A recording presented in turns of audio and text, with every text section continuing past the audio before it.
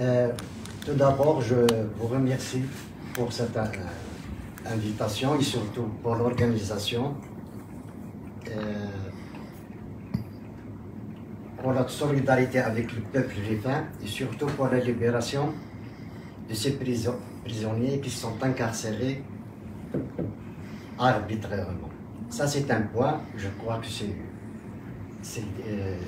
les principes même de tous les parlementaires européens.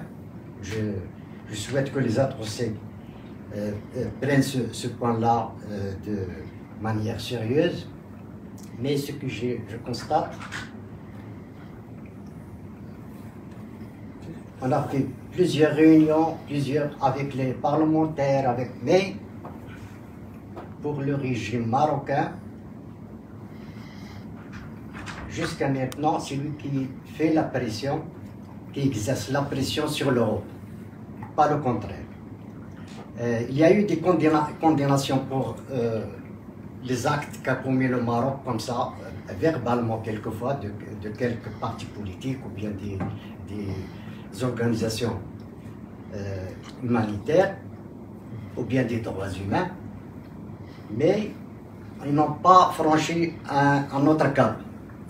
Parce qu'il y a deux poids, deux mesures. Lorsqu'on parle d'autres pays, peut-être, il y a des sanctions lorsqu'il y a des violations des droits de l'homme.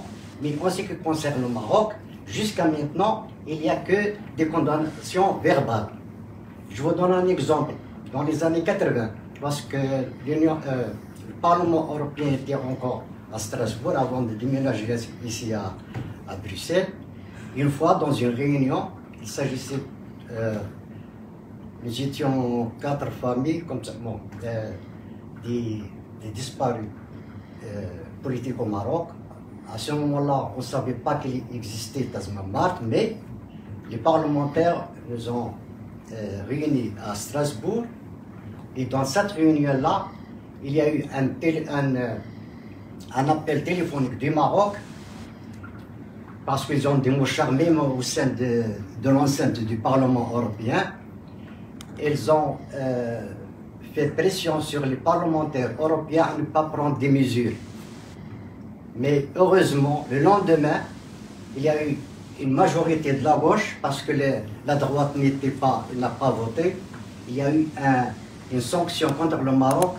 On lui a enlevé l'aide qu'on donnait au Maroc à l'époque. C'était dans les années 80. Il y a eu une sanction. Mais jusqu'à maintenant, au Maroc, tout...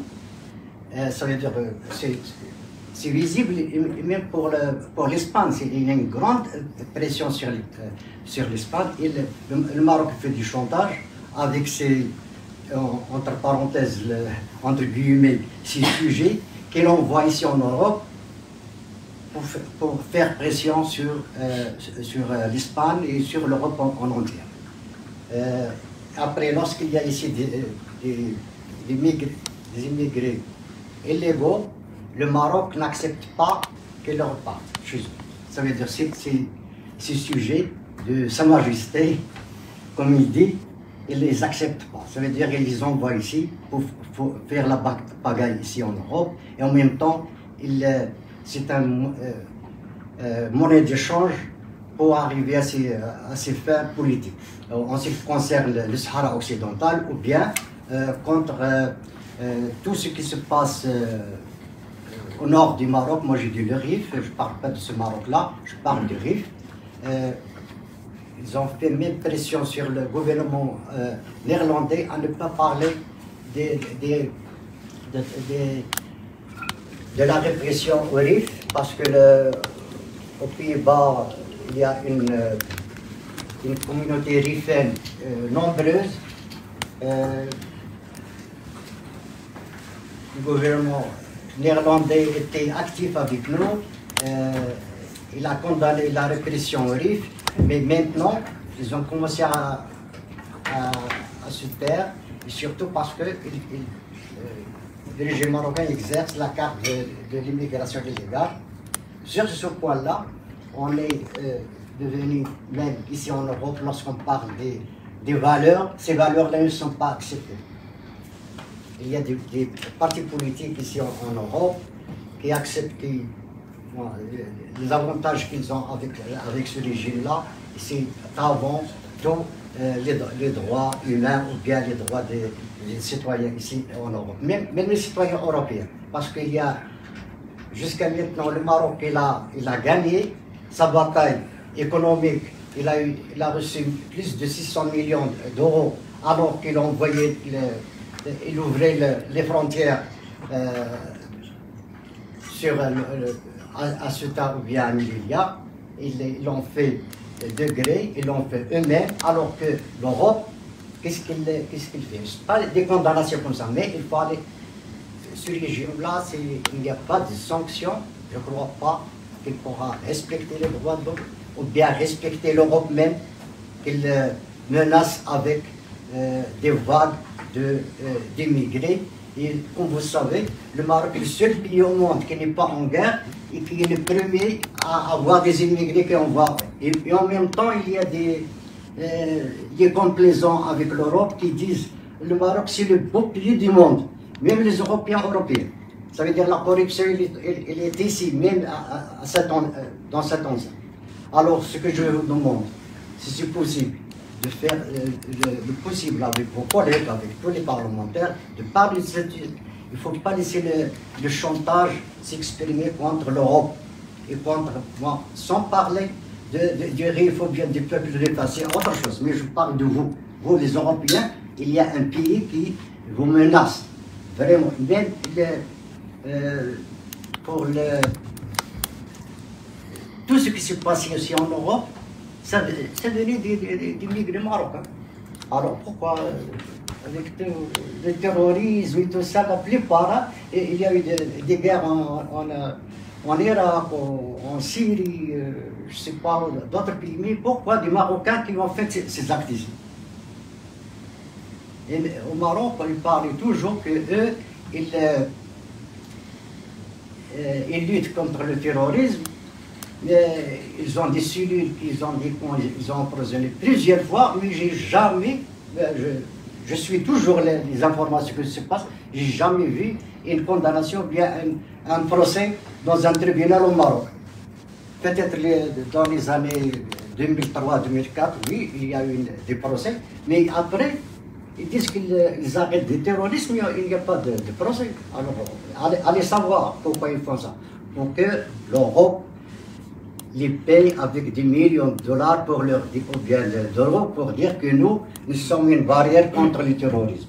Mais en même temps, ils envoient ici des vagues d'immigrés de Casablanca, de Khiribga, et même ils font une certaine concurrence avec les RIF qui sont vraiment opprimés et qui cherchent à sortir du RIF parce qu'ils veulent rester là-bas, comme il a dit Bouchtaoui ou bien la fille de Julio.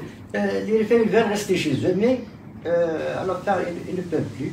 Ils ne peuvent pas rester. Même ceux qui ont vraiment lutté pour rester là-bas, auprès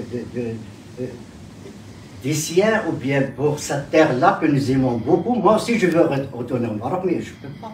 Je ne suis pas un masochiste pour que j'aille là-bas, pour que le régime fera de moi ce qu'il veut. Non, parce que moi, mon père, il est jusqu'à maintenant encore disparu. Il a été condamné à 20 ans de réclusion, mais depuis 1975, je ne sais plus où est-ce qu'il est. En plus de ça, il y a deux oncles qui sont morts à Tazmama, ils étaient condamnés à 50 prisons, mais ils ont passé les années à laquelle ils étaient condamnés, mais ils ont dépassé cette date-là. Ils étaient dans une prison secrète, pas des gardes. Ils étaient condamnés dans un tribunal du Kenyatta, ça veut dire officiel, marocain. Mon père, la même chose. Ses oncles qui étaient à Tazmama, il y a deux bâtiments. Un bâtiment, il y a des rescapés, mais l'autre bâtiment où il n'y avait que des rifins, il n'y a personne qui est retourné. Alors je vous dis qu'il y a une certaine discrimination contre le RIF. Et même cette immigration-là des Marocains de l'intérieur qui cherchent à sortir ici, ils font un peu jouer les cartes, même pour les Marocains qui demandent ici l'asile politique. Je vous remercie si vous pouvez peut-être avoir une certaine, je sais pas, avec d'autres groupes politiques, hein, même la droite, hein, je ne dis pas que la gauche, même la droite, peut-être pour ces points-là, ce régime-là, il doit être condamné et vraiment avec des sanctions économiques, pas seulement avec des condamnations verbales. Et merci bien.